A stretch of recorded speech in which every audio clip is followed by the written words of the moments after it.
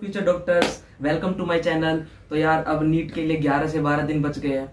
अब मेरे को पता है कि यार इस टाइम पर स्ट्रेस और एंजाइटी का लेवल काफी ज्यादा होता है। मन में केवल एक ही ख्याल चल रहा होता है कि यार सिलेक्शन होगा या नहीं होगा, हमने जितनी भी मेहनत करी है क्या उसका रिजल्ट आएगा या नहीं आएगा। बट यार सोचो, अगर आप यही चीज सोचने में लग जाते हो कि मेरा सिलेक्शन होगा नहीं होगा, तो आपका पोटेंशियल कम ही होगा, आप कम ही पढ़ पाओगे। इससे अच्छा है कि आपके पास जितना भी टाइम है आप उसको अच्छे से यूटिलाइज करो।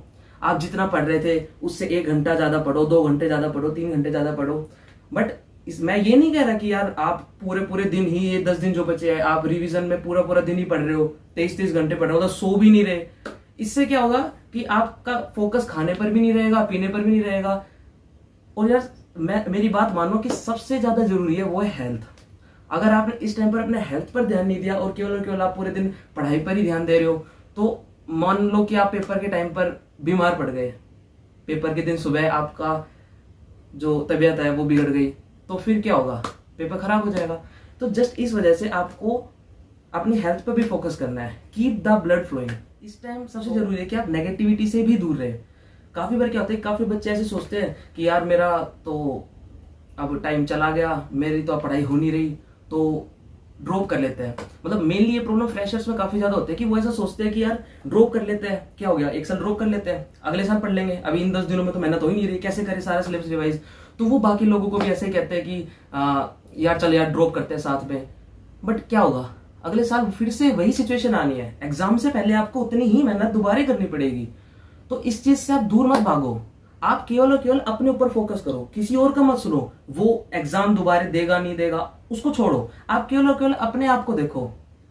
अब इन दिनों में आपने जितना भी पढ़ा है ना उसको अच्छे से रिवाइज करो। कोई भी नई चीज ट्राई मत करना यार। अब आपके पास केवल 10 दिन है, अब आप क्या करोगे कि नया टॉपिक उठा लोगे कि यार ये तो मैंने पढ़ा ही नहीं, और जो पुराना टॉपिक जो आपने पढ़ रखा है उसको अच्छे से आपने रिवाइज किया नहीं और नया टॉपिक और पढ़ लिया, तो वो नया टॉपिक भी नहीं हो पाएगा अच्छे से और ना पुराना टॉपिक हो पाएगा। इससे अच्छा है कि आपने जो टॉपिक्स पढ़े हुए हैं उसको अच्छे से रिवाइज करो। और इन दिनों में आप टेस्ट जो आप दे रहे हो वो 2 से 5 दो, जिससे कि आपकी कंसिस्टेंसी बनी रहे कि 2 से 5 में ही आपको टेस्ट देना है। और टेस्ट आप ये मत सोचो कि यार मेरे को काफी लोग कहते हैं कि 100 टेस्ट तो देने ही होते हैं नीट से पहले, अगर आपको सिलेक्शन चाहिए 100 टेस्ट तो देने ही है, और आपने मान लो 100 टेस्ट नहीं दिए तो आप सोचते हो कि नहीं यार दिन के 4-5 टेस्ट क्यों नहीं दे रहा मैं।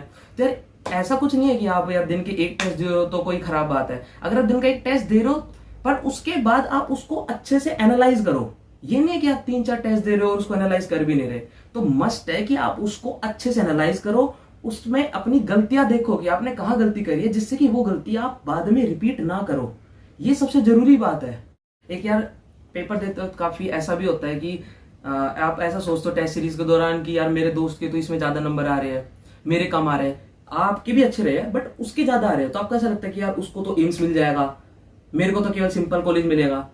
तो यार ये चीज इस पर डिपेंड नहीं करती, ये चीज डिपेंड करती है कि आप उन 3 घंटों को कैसे यूटिलाइज करते हो सकता है कि उसका पेपर खराब हो जाए, हो सकता है आपका अच्छा हो जाए, क्योंकि यार डिपेंड करता है कि आप उन 3 घंटों में एग्जाम के दिन किस तरह से परफॉर्म करते हो। आपका वहां पॉजिटिव रहना काफी जरूरी है। अब सबसे इंपॉर्टेंट बात है कि आप एग्जाम से पहले किन चीजों का ध्यान रखें। मतलब ऐसा नहीं है कि आप एग्जाम से 1 दिन पहले भी बुक उठाकर पढ़ रहे हैं। यार मेरी मानो तो एग्जाम से जस्ट 1 दिन पहले तो आप बुक उठाकर रख ही दो। उस दिन क्या है कि आप अपने ऊपर फोकस करो, आप केवल और केवल अपने अंदर पॉजिटिविटी देखो, आप बुक उठाकर मत देखो उस दिन में। एग्जाम से 1 दिन पहले अच्छे से आराम करो। मेरे एक फिजिक्स के सर है प्रभात सर, उन्होंने मेरे को उस टाइम पर कहा था फोन करके कि यार मत पढ़ भाई, तू अब अपने अंदर पोटेंशियल एनर्जी स्टोर कर, क्योंकि अगर तू पोटेंशियल एनर्जी स्टोर करेगा तो एग्जाम के दिन काइनेटिक एनर्जी में बदल के वो निकलेगा, तो इससे आपका अच्छा ही होगा। उसके अलावा मेरे एक मोहित त्रिपाठी सर भी है, उन्होंने भी मेरे को कहा था कि यार आप सब जीता हो, आप सब अच्छा ही परफॉर्म करोगे, कोई दिक्कत नहीं है। तो इस तरीके से थोड़ा मेरे टीचर्स ने काफी ज्यादा मेरे को मोटिवेट किया, और भी काफी टीचर्स के मेरे पास फोन आते थे। तो एक वो बात भी है कि एग्जाम के दिन आप कुछ गलतियां यार मत करना। देखो मेरे से हो गई थी वो गलतियां, या मैंने मेरे कुछ दोस्तों से भी पूछा था, उन्होंने भी काफी गलतियां की हैं। तो मैं आपको बताना चाहूंगा कि यार एग्जाम के दिन वो गलतियां मत करना। जैसे सेंटर जो आता है एग्जाम का वो 3 घंटे 4 घंटे काफी दूर दूर आता है, तो यार काफी लोगों को ना ट्रैवल करने में दिक्कत होती है। अब वो निकल तो जाते हैं सुबह 4-5 बजे, अब वहां पर जाकर उनका दिमाग खराब हो जाता है कि यार ट्रैवल करके आए हैं, थक गए हैं। तो इससे अच्छा आपको, अगर आपसे ट्रैवल नहीं किया जाता तो आप एक दिन पहले निकल जाए वहां पे, आराम से शाम को वहां पर रेस्ट करें और फिर अगले दिन आराम से वहीं बगल में ही एग्जाम देने आए। एक मैं आपको ये कहना चाहूंगा कि एग्जाम के टाइम पर अगर आप देते हो तो OMR के साथ प्रैक्टिस करो। जब भी आपको 2 से 5 प्रैक्टिस करनी है, OMR के साथ प्रैक्टिस करना, जिससे कि आपकी कंसिस्टेंसी बनी रहे। उसके अलावा एग्जाम के दौरान कोई भी यार नई चीज ट्राई मत करना। जैसे अगर आप कुछ खाते पीते हो तो मान लो मैं मेरी बताता हूँ कि मैं चॉकलेट खाकर जाया करता था एग्जाम से पहले, जब प्रैक्टिस किया करता था। तो उसमें क्या होता था कि ऐसा लगता था कि यार चलो नींद वगैरह नहीं आ रही और अच्छे से एग्जाम दिया जा रहा है, क्योंकि 2 से 5 का टाइम है। काफी बच्चे चॉकलेट वगैरह खाते हैं, तो उन्हीं को देख के मैंने भी शुरू की थी। बट क्या होता है कि काफी आपको सुनने में भी आएगा कि डार्क चॉकलेट जो होती है उसमें ज्यादा एनर्जी होती है, तो डार्क चॉकलेट खा के जाओ। अब मैंने क्या गलती करी कि मैंने आज तक डार्क चॉकलेट टेस्ट ही नहीं की थी, और एग्जाम से एक दिन पहले मैं डार्क चॉकलेट खरीद के लाया था और एग्जाम के दौरान मैं खा के चला गया, और मैंने आज तक टेस्ट नहीं की थी। और डार्क चॉकलेट टेस्ट होता है काफी ज्यादा मतलब अजीब सा होता है। अब उससे मेरा मूड खराब हो गया काफी। तो ऐसे कोई नई चीज ट्राई मत करना। और एग्जाम से पहले भी सुबह आप यदि कुछ खाकर जा रहे हो तो हैवी मत खाकर जाना, बिल्कुल लाइट खाकर जाना, जिससे कि आपको वहां नींद वगैरह ना आए। एक यार एग्जाम के दिन बिल्कुल आपको काम रहना है।